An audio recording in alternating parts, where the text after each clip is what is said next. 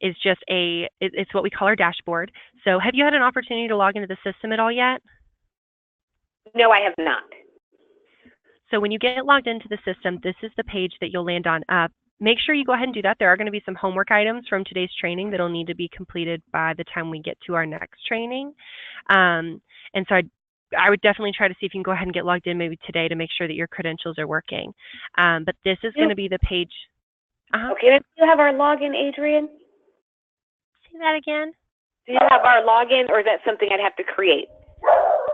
I sent that to you guys in your kickoff, the follow-up from your kickoff email. I will resend it to you. Okay. Sometime today. Okay. I'll go ahead and get it sent over to you. Okay. Okay. But yeah, if you go ahead and give that a go, that way I can confirm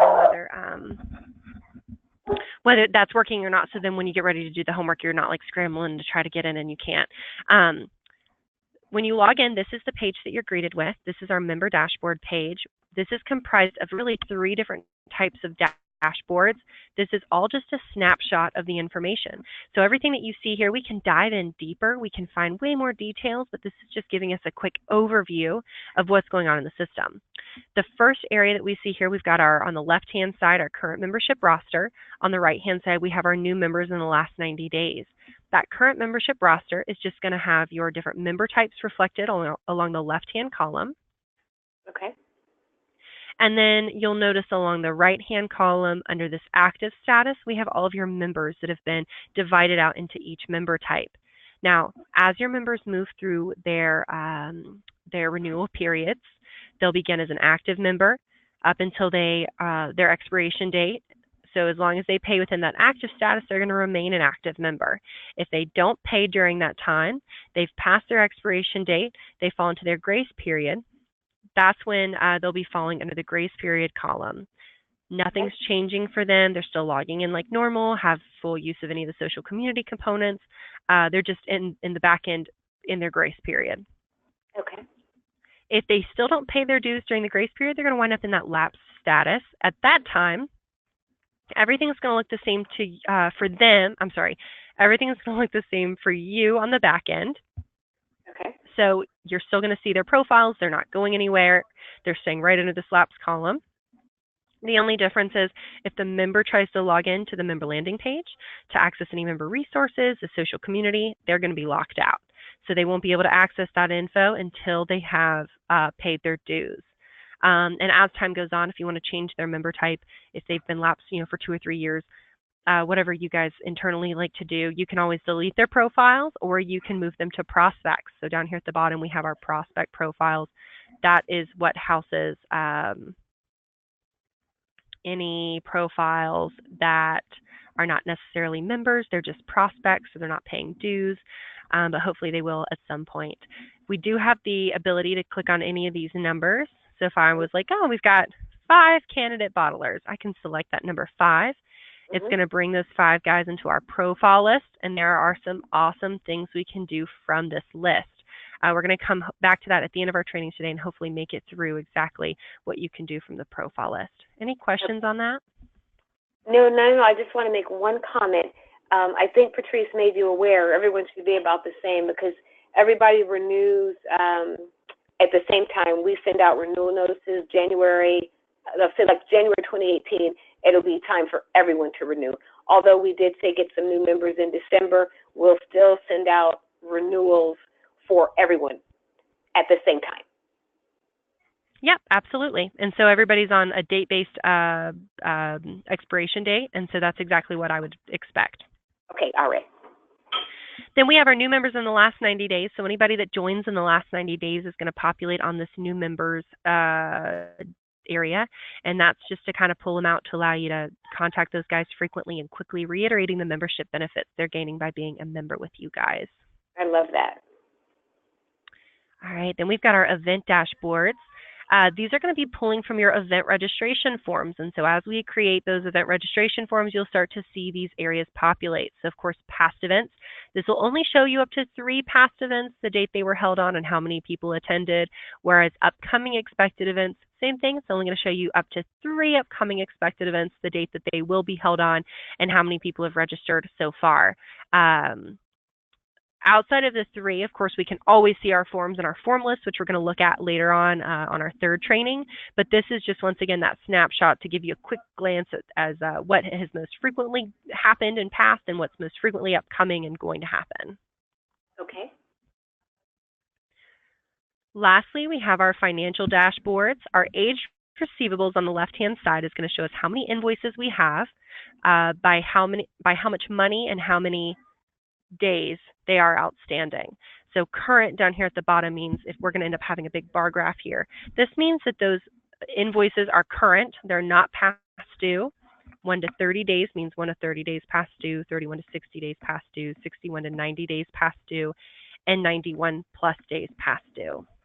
Okay.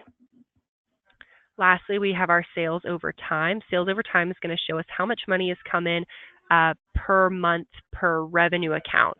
So at the bottom right-hand corner, we have a revenue account filter. I think you guys might still owe me your chart of accounts. I'll have to go back and look. But basically, we're going to divvy out the money that comes in and member clicks into different pots. Those different pots are your chart of accounts. So membership dues, event registrations, donations. Sometimes it's even broken out per year. Whatever you guys have in your financial system, we're going to put those in here and we'll be able to see how much money each revenue account is bringing in. And our line graph will adjust to reflect how much money came in per month. Okay. All right, any questions on this dashboard area? No, it's pretty clear. Okay, awesome. Let's go ahead and jump to our settings tab, and I'm going to go to account settings.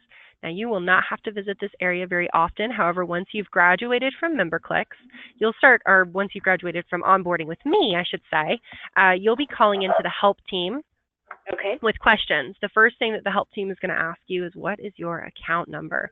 If you are like me, you have a million numbers and codes and passwords to already memorize. So we don't make you write it down anywhere or anything like that. Instead, we've got it right up here on this account settings page for you.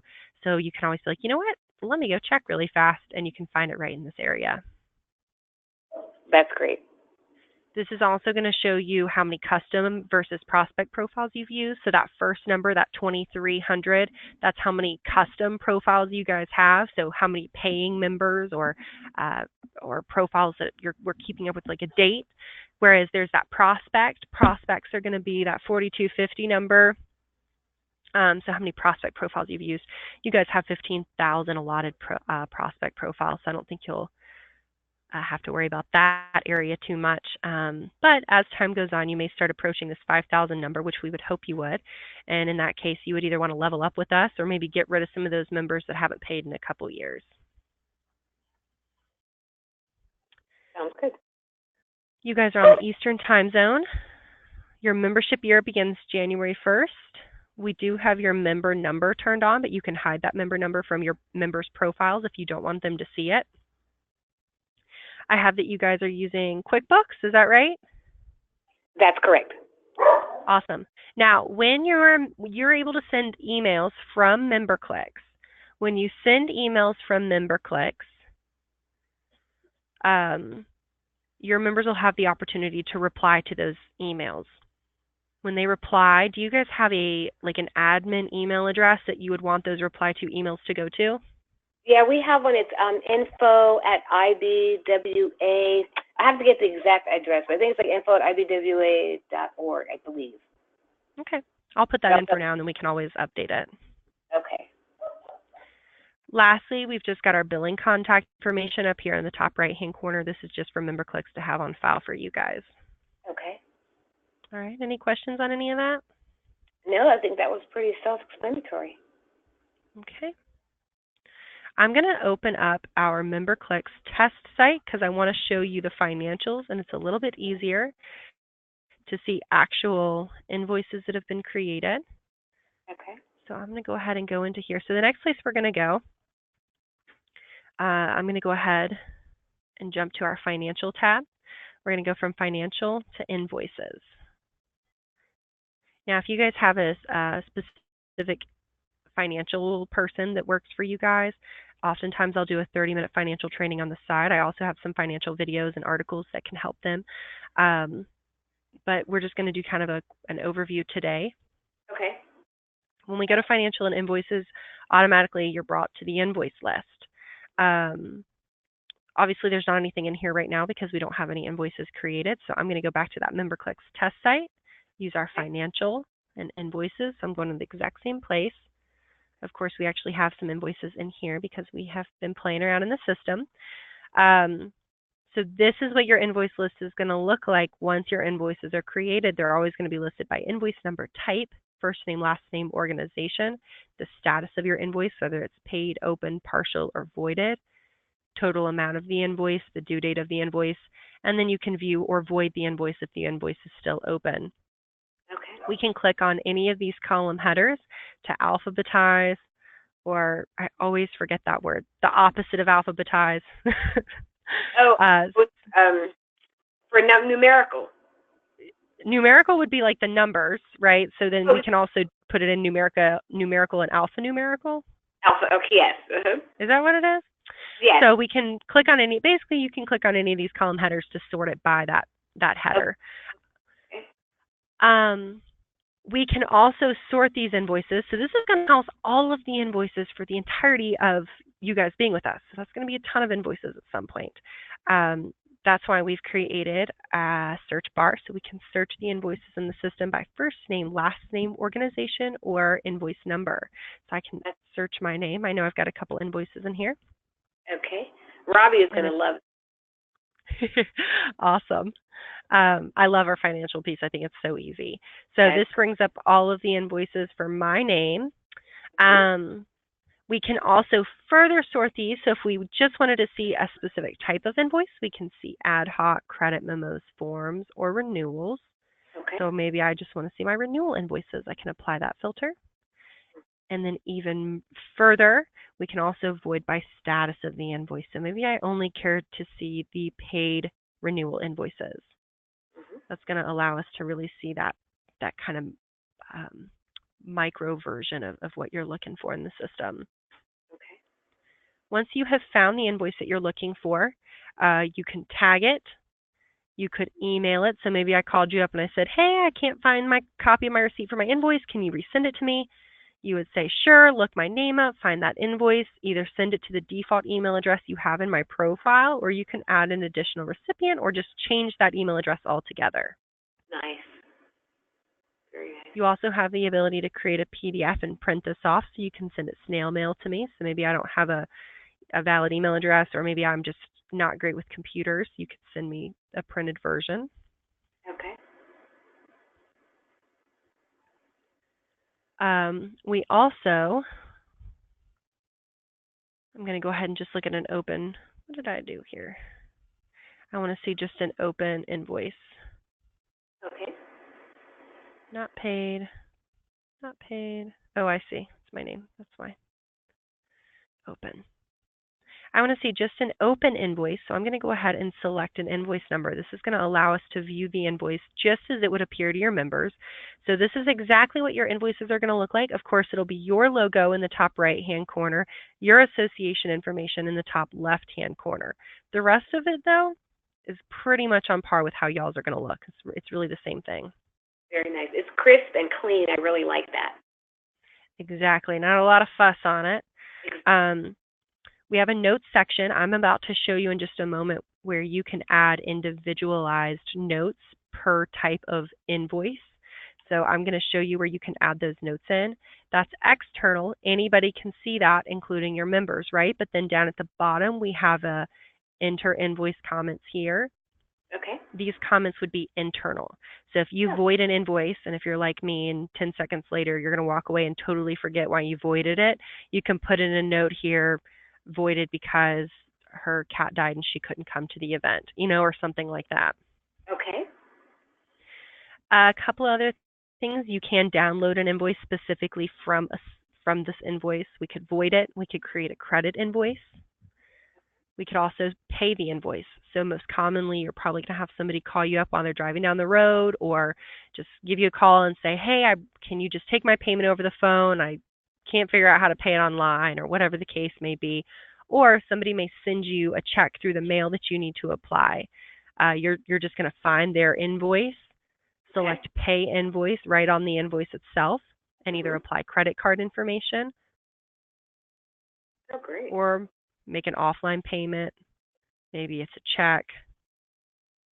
Apply that check or reference number and submit the offline payment. At that time, the invoice will reflect as paid in the system. Great. Okay. Okay. Like it. Now that is kind of everything for invoices that I like to cover today. Any questions on any of that? No, the invoices look really good. What I'm definitely going to do, Fiona and Rabia handle all of our invoices, and this is very clear and was easy for me to understand. But since you said you would give them like 30 minutes, whenever we're done with most of this, I'd love to set up a time for the two of them to just sit with you, just to go over it. It's very simple, but I think they're going to actually love it. Awesome. I'm excited to hear that. Yeah, it's really nice, Adrian. I know I was a little like wigged out at the beginning, but looking at what you showed me, and I can't wait to just see like where the members are listed. Everything is, and that's why I chose member clicks and spends, because when he went over some of this, it looks exactly like what we saw initially that we loved about it. It's very clean and it's very detailed. I really like it. It's great. Awesome. I love hearing that. Good stuff.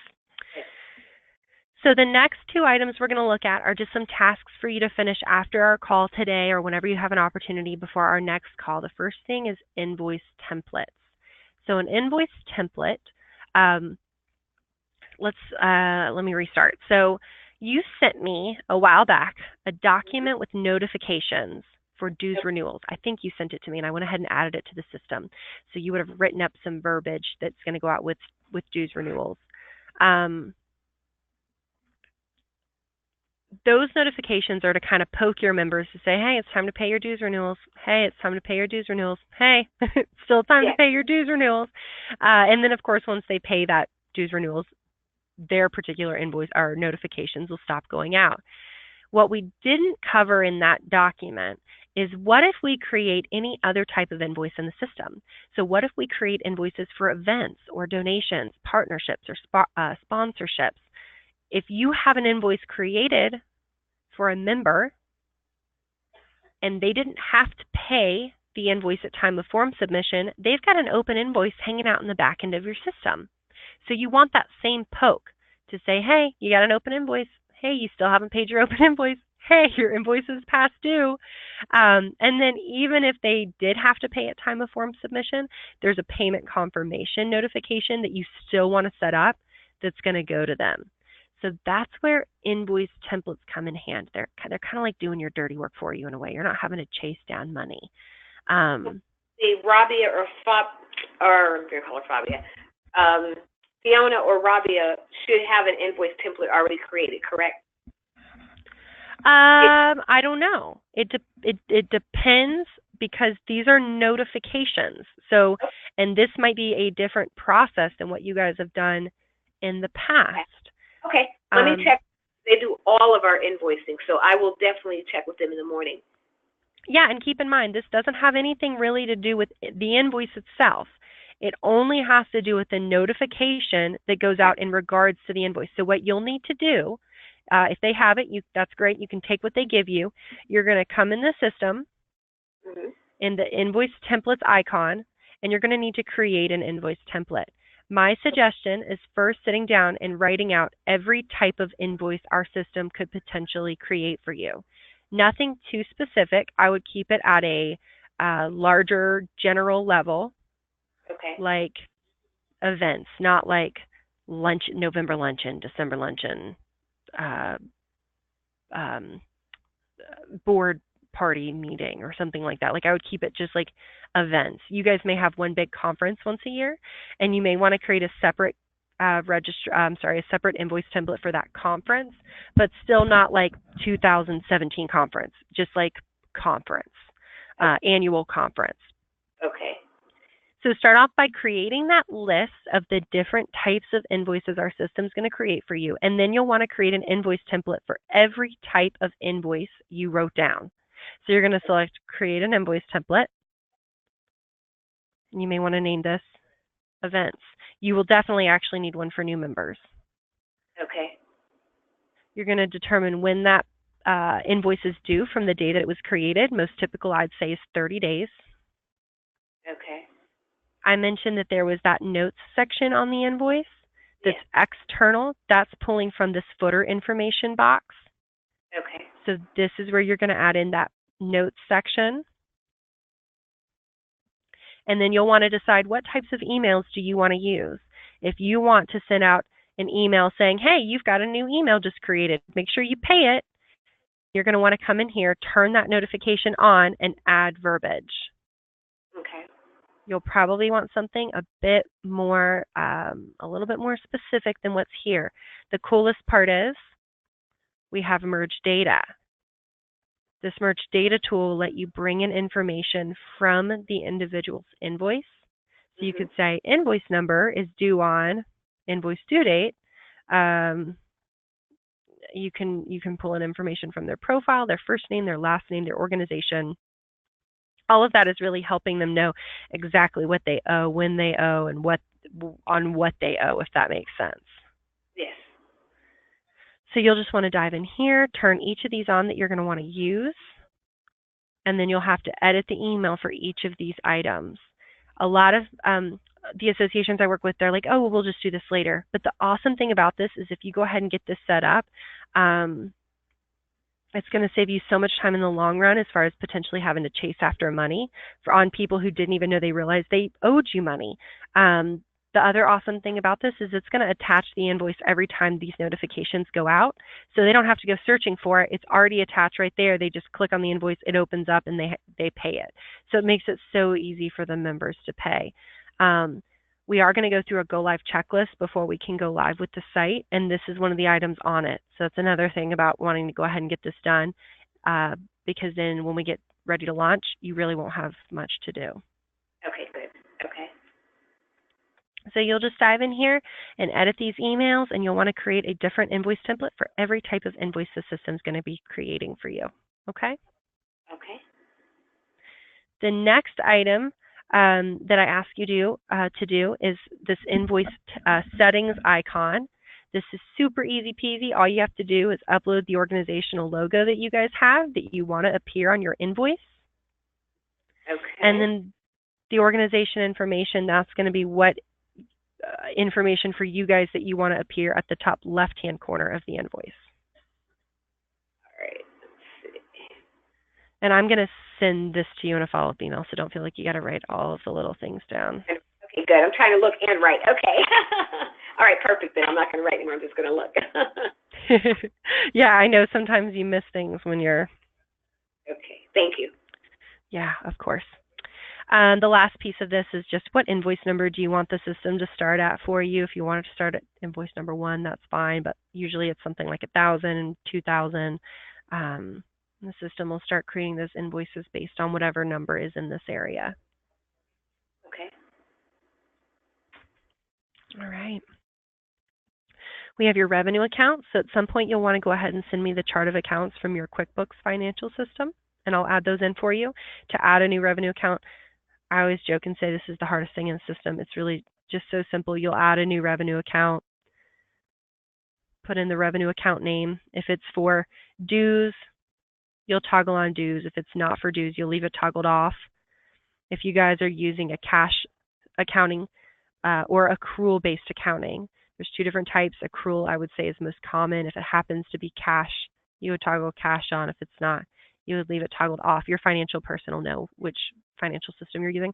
And then at that point, you would just select save, and that's created the new revenue account. So it's really easy to add or edit your revenue accounts. The last piece of the financials is the payment processor. So this is that MULA payment processor, which you'll want to go ahead and complete that payment processor application and get that back to our MULA representative, Lauren, so she can process that for you. Have you received that application yet? No, I have not. Let me...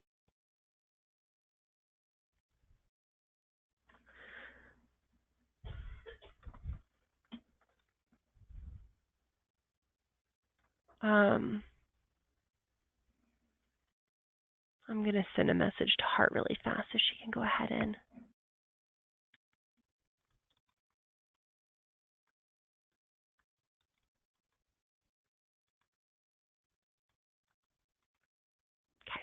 So she should be reaching out to you with that payment processor. Awesome. Any additional questions on the financials right now? No, I think it's pretty clear for me, and what I'll do when I get your notes, I'll review it with Rabia and Fiona, and then I'll have her do the Moolah application. But I think we can walk through this and try to get you everything you need and turn some of those little quick things that you told me to turn on and get you the invoice template and all that other stuff. I think we can do it. Awesome. I know you can, and I'll send you some additional resources that'll help you guys out as well. So you'll have the recording. I'll send you the little list of the things to pay special attention to, and then there's some extra little articles and stuff stuck in there to help you along the way. Okay, perfect.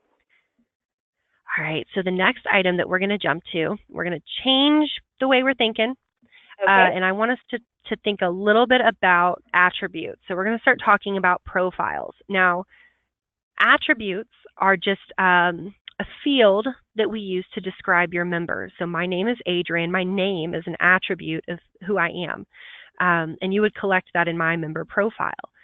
Our member profiles, so your members, are described in 3 different types, or with 3 different types of attributes. So those 3 different types of attributes are sectioned off. So we've got built-in attributes. I'm going to go ahead and go to my database tab. So this is where you're going to go to view this information. Database and attributes. Okay. We're skipping around a little bit today. After today's training, everything's very focused. So if it feels a little chaotic, it won't be like this after today. But we've got, so we're at database and attributes. So I was mentioning that we've got the 3 different types of attributes in our system, and I said the first is built-in attributes.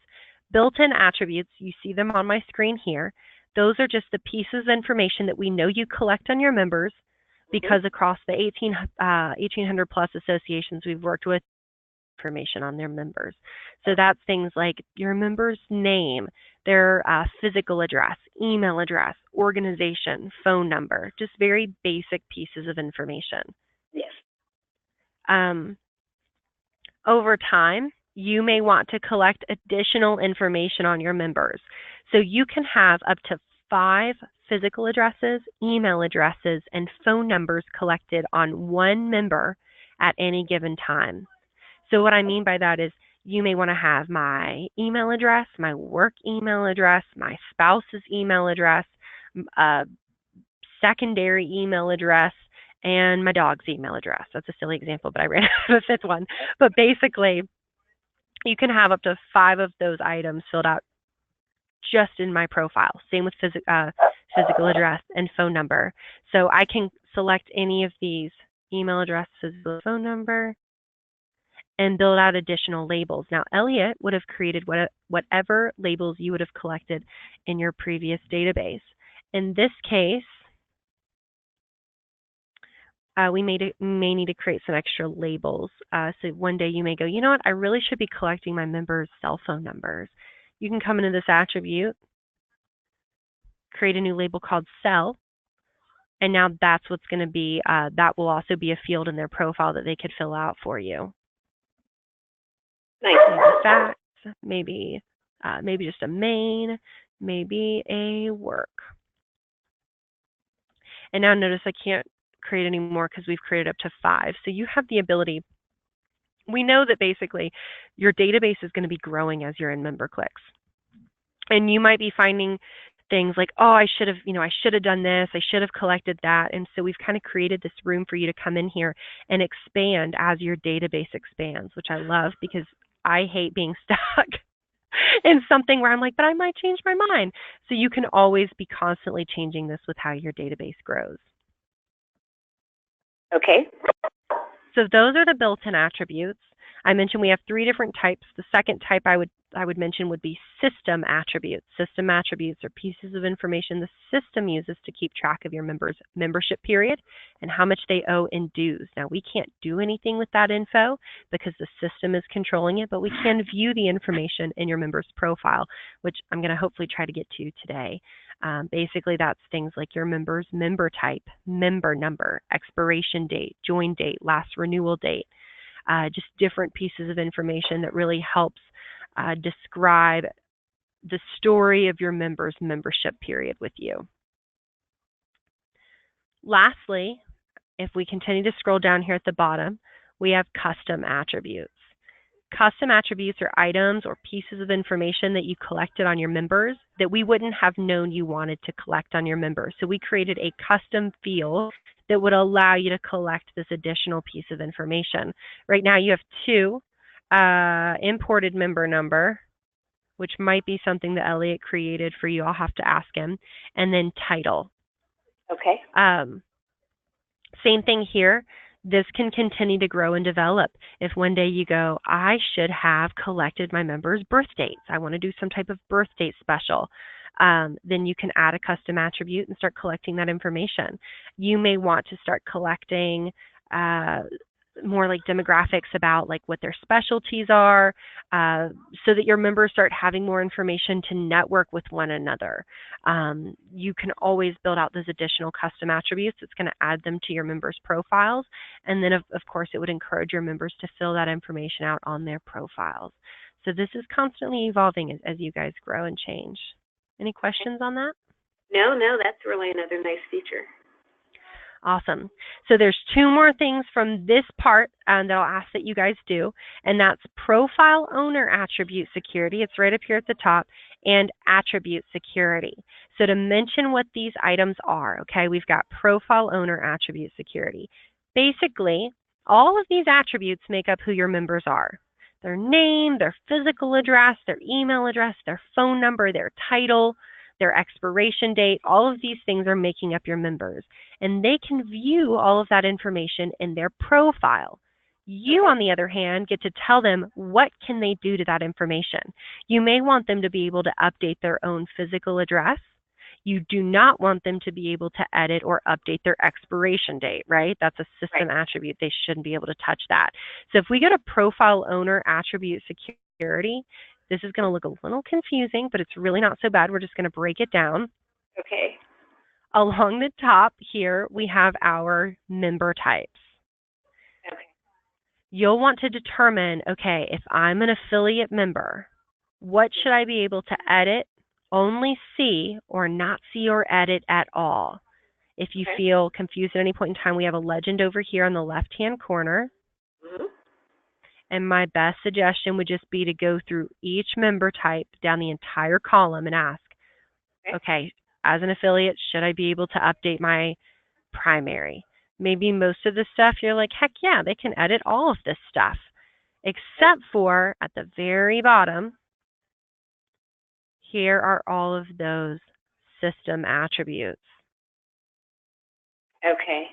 That we wouldn't want them to view. So maybe they can view it, but not edit it. Gotcha. I love it. The little eye and then the pencil. Oh, that's really, I love it. Exactly. So you can change the entire column in one, quick swoop, and then you can go back and edit specific fields that you want to change. I also want to mention on this, a lot of times my clients don't think about this also affects data merge fields. So even though prospects are never going to have a profile, even though they'll never be able to see their information to update, you're going to want to give them the ability to see everything, because you're going to want to, usually you guys want to be sending out marketing campaigns and emails specifically to those prospects using all kinds of data merge information. They're, data merge dear, data merge first name. And if you don't have it set so that they can see their first name, it's going to say dear blank. And that never looks good. So, okay. Exactly. But keep that in mind as you're working through this. If you are like, I really don't want them to see that, make sure it's not a field that you also wouldn't want to data merge into an email or on an invoice notification or something like that, a confirmation email one day, because that's just going to give them a blank, and that's going to look not so awesome. Does that make sense? Yeah, it does. And then I wanted to ask you, okay, so affiliate I see in Bottler, that's great, candidate Bottler. So what is the Bottler rep and the affiliate rep? Like, what's that column? Awesome question. Yeah, so if we go back to your home page, you'll notice you've got like affiliate rep. Bottler rep. Affiliate are your company profiles. Those are the companies. Okay. Affiliate rep are the linked individuals to the companies. Great. Okay. Got it. Okay. One common, one thing that I'm going to mention, and I'm going to probably mention it multiple times. Okay. The affiliate company, a thing, right? It's just a place. It's not a person. So they're never going to be able to log a company can't go into a computer and log itself on and view people's profiles, right? But the individual linked to the company can. Exactly. So there are some big differences between the companies and the individual profiles. Like a lot of times I get the question, well, why doesn't the company have a username and password? A company isn't a person, right? They can't go in here and log into the system. Right. It would be the key contact that would be coming in here and logging in for the company to keep that company information updated. Does that make sense? Yes, it does. Mm-hmm. Awesome. So that is the difference between those two. So anytime you see like bottler holds the company profiles of bottlers, bottler rep holds the individuals linked to those companies. Okay. I'm going to go ahead and go back to database and attributes. Okay, so we were looking at profile owner attribute security. There's a second piece to this, and it's attribute security. So I mentioned that your members have some social community features where they can engage with one another and communicate with one another. So they can also network and look at each other's profiles if you want them to be able to, right? Once again, you have full control over what each member type can see in each member type's profile. So as an admin, you're the boss. You can see whatever you want to see. You can edit whatever you want to edit. You are good to go. And keep in mind, there's not just this page. We've also got additional pages over here to the right because you guys have a handful of member types. And then there's going to be one more. Whoops, can edit. So I did this one for you. Whoops. Now once this is done, you're going to use similar to where we just were, but there's an additional component on this page, and that's the drop down that we've seen over here on the left-hand column, or left-hand side, I should say. Admin is done, check. Now we're going to do affiliate rep. As an affiliate rep, what can I do or see to prospect Nothing. You don't want me to see anything about prospects. Other admin profiles, maybe I can view, but there might be some things you want me to go back in. So ask yourself if you get confused in this. If I'm an affiliate rep, what should I be able to see the affiliate address, the affiliate contact name, which wouldn't apply. There's an NA because that's a company, right? Companies don't have names. They just have the organization name. Exactly. They don't have a first or last name. So you'll see a lot of NAs in here, and it's because it doesn't apply to the company, or it might not. This is organization info, so it's under the affiliate company profile because it's the company's address. Affiliate rep, I'm an individual. I don't have a company address. I have a primary home address. Okay. Does that make sense? Sort of? Yes, it does. Mm-hmm. So you'll just need to go through here and do each one. Now, this is going to be tedious, and if you're feeling disheartened in the middle of it, just remember you only have to do this one time, and then you'll never have to do it again, unless you may, a year from now have 100 phone calls you've received of people being like, I don't like that people can see my home phone number. And you may call the help team and they would say, well, why don't we set up an additional label under phone number called work? People may want to share a work phone number, not their home. And so in that case, we would create that new attribute. You would go back into this attribute security and set it for them to not see each other's home info, but the work info. So there's some tweaks like that that may change as your members are in the system and you guys kind of create it your own. Every association has its own personality and its own kind of like quirks, I should say, like as to what's more important, what's less important, and that'll kind of evolve the system the more that you learn and then the more that your members have their hands in here as well. Okay. All right. So that sums up just like as far as the different items that I'd ask you to get in here. And really, I mean, obviously they are some setup features, but more so it's really just to help you guys or help you get your hands in the system and to help retain some of the knowledge that we're going through today. Now, I am going to have to finish some of this training on our next call, but I want to go ahead and do just 2 more things in the 8 minutes that we have left. And that would be, we have 2 items. Actually, I kind of want to show you something else. I'll come back to this. You can't see it on my screen, but when you are logged in, down here in the bottom right-hand corner, you're going to see a light blue question mark. Okay. A little circle. You're going to click on it, and it's going to have a little pop-up, and it's going to say ASA Help Center Login, and you're going to click that button. Okay. That's going to bring you to a screen that looks like this. Okay. Now, in here, once you've graduated the onboarding process and your main contact is the help team, you're going to be coming in here to submit tickets, to see their help team information. Right now, you don't need to use it for that. Right now, you'll just want to use it for finding maybe additional documentation. So if you're getting really excited and you're like, oh, I just want to learn more. I want to learn all the things over my Thanksgiving break. Something that I want to point out is we have a lot of buttons here, right? One, Member Clicks documentation. The one to the right of that is Member Clicks Classic documentation. I just want to go ahead and give you the disclaimer. Member Clicks Classic documentation is our diplomatic way of saying old. That's our old product. It doesn't look anything like what you're working in. I don't even know how to use it. It's very confusing to me.